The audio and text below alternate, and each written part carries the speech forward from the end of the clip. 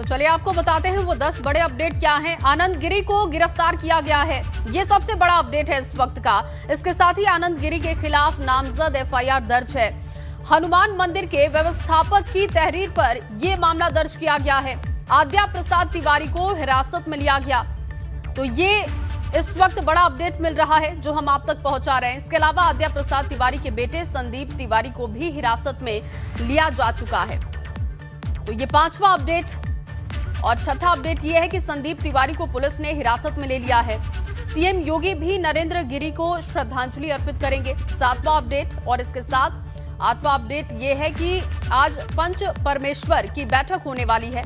इसके साथ ही नरेंद्र गिरी के पार्थिव शरीर के दर्शन भी किए जाएंगे और सीबीआई जांच की मांग पर याचिका दाखिल की जाएगी कोर्ट में, दाखिल की गई है कोर्ट में। तो ये 10 अपडेट आपको बता रहे हैं। तो सीबीआई जांच की मांग लगातार की जा रही है। तो तमाम ये जो अपडेट दे रहे हैं इस वक्त लेटेस्ट अपडेट आप तक पहुंचा रहे हैं। बिल्कुल। और 10 बड़े अपडेट के बाद एक बार फिर से रुक करते हैं ब्यूरो चीफ वीरेश पांडे का। वीरेश जी, जिस तरीके से पूरा मामला सामने आ रहा है, 3 नाम हैं, सवाल सैकड़ों हैं, लेकिन इन तमाम सैकड़ों सवालों के बीच कल तक जो प्रयागराज की पुलिस कह रही थी कि हम तमाम जांच कर रहे हैं, साइंटिफिक लेवल पर जांच पड़ताल चल रही है, कुछ नया अपडेट हुआ है या अभी पूरी तरीके से सन्नाटा है? देखिए, सन्नाटा नहीं है, जांच पड़ताल चल रही है और पुलिस के जो आला अधिकारी हैं वो एक एक करके आ रहे हैं। जो यहाँ के एसएसपी डीआईजी सर्वश्रेष्ठ त्रिपाठी हैं वो अंदर है, जांच की पहलुओं को आगे बढ़ा रहे हैं। इसलिए चूंकि मामला बहुत हाई प्रोफाइल है, अखाड़ा परिषद के राष्ट्रीय अध्यक्ष महंत नरेंद्र गिरी का देहावसान हुआ है और जिस तरीके से संदिग्ध स्थिति में उनका देहावसान हुआ है, कहीं ना कहीं साजिश है, षड्यंत्र है, जिसका आरोप लगातार शिष्य लगा रहे हैं, उनके अनुयायी लगा रहे हैं, जिसकी जांच की मांग वो सीबीआई से कर रहे हैं। तो जब जो देश की सबसे बड़ी जांच एजेंसी से मांग की जा रही है तो जाहिर सी बात है यहां इस माहौल में, बाघंबरी मठ में जो साधु सन्यासियों का माहौल है, जहां संतों का माहौल है, वहां केवल और केवल वर्दी दिखाई दे रही है। मैं अपने कैमरामैन से ये कहूंगा कि ये इस पुलिस की बैरिकेटिंग की क्या जरूरत है।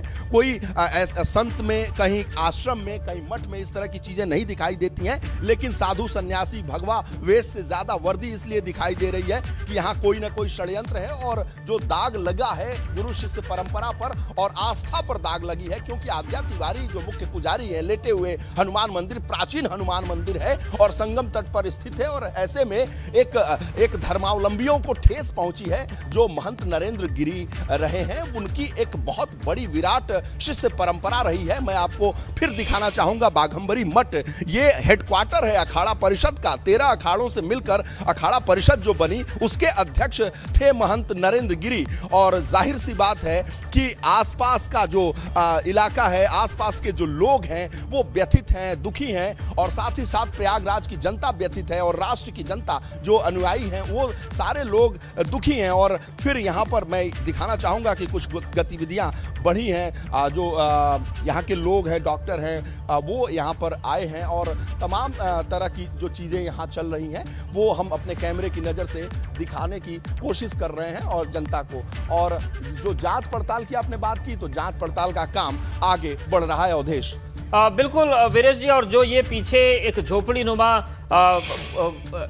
इलाका दिख रहा है, यही वो जगह थी जहां पर नरेंद्र गिरी अपने सहयोगी संतों के साथ, शिष्यों के साथ बैठते थे और यहीं पर मुलाकात होती थी। कई बार मुझे भी उनसे इसी जगह पर मुलाकात करने का मौका मिला, लेकिन तस्वीर आज बदल चुकी है और स्थितियां ये है कि नरेंद्र गिरी के अंतिम दर्शन लोगों को कब होंगे, इस पर सवाल है। लेकिन सवाल कई और वीरेश जी और भी उठते हैं, क्योंकि ये ऐसा बाघंबरी मठ है जहां पर आत्महत्या का सिलसिला चल रहा है। 1.5 साल पहले अखाड़े के सचिव आशीष गिरी की भी संदिग्ध परिस्थितियों में मौत हुई थी। तो क्या ऐसे में उन चीजों तक भी जाने की जरूरत है?